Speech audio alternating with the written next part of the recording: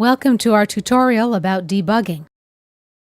Three types of errors exist: syntax errors, runtime errors, and logical errors.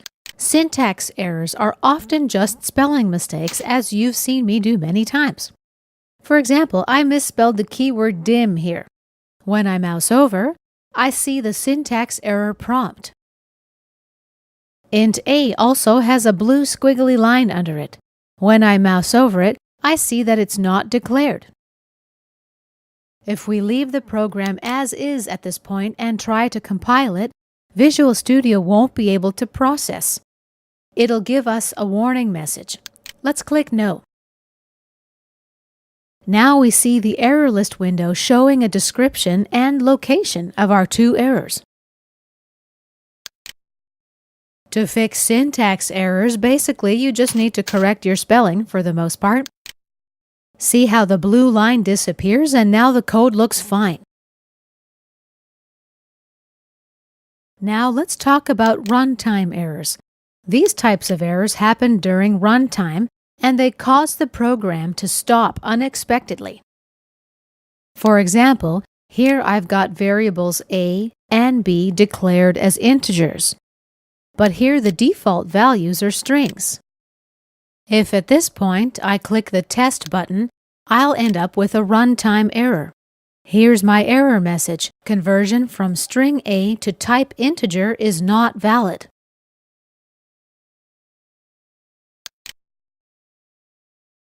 Another type of error is human error.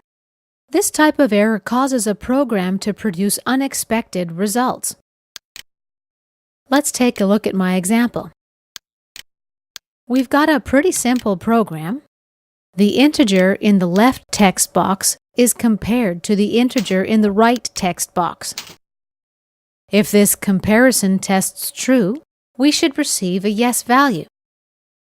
However, let's run the test. I receive a no value. This mistake was caused by human error. These are logical errors, and they are usually the most difficult to find and the most difficult to fix. Can you see the location of the error in this block of code? Here it is. Instead of the equals operator, I use the greater than operator. At this point, if you don't have the debug toolbar visible yet, right-click and ensure that it's checked. Now let's insert a breakpoint at line 6. Let's examine the code line by line while we execute it and see the changes inside the code. Click the Start Debugging button. We'll enter some values in our text boxes 2, 2, and test. Now when I mouse over integer A, we see that integer A stores a value of 0. Let's use the Step Into button to execute the next line of code. Now when I mouse over integer A, it stores a value of 2. Let's go to Debug, Windows, Auto. The Auto window shows the state of the variables and the properties currently used. For example, I can see that variable A stores a value of 2 and that variable B stores a value of 0. Let's step in again.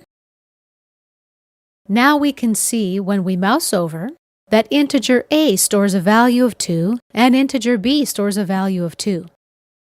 Mousing over the comparison operator shows us that it represents a Boolean value. What I can do, I can highlight this comparison test, and the mouse over pop-up shows me the error. The comparison test is returning a value of false. If we step in, we see that Visual Basic skips line 9 and goes to the else statement. As a result, the text box result displays no. Let's click on Step In again and again. In order to correct the mistake, we need to exit debug mode. Now I'm able to correct the mistake. Let's run our program again. We'll enter integers 2 and test. Step in 2.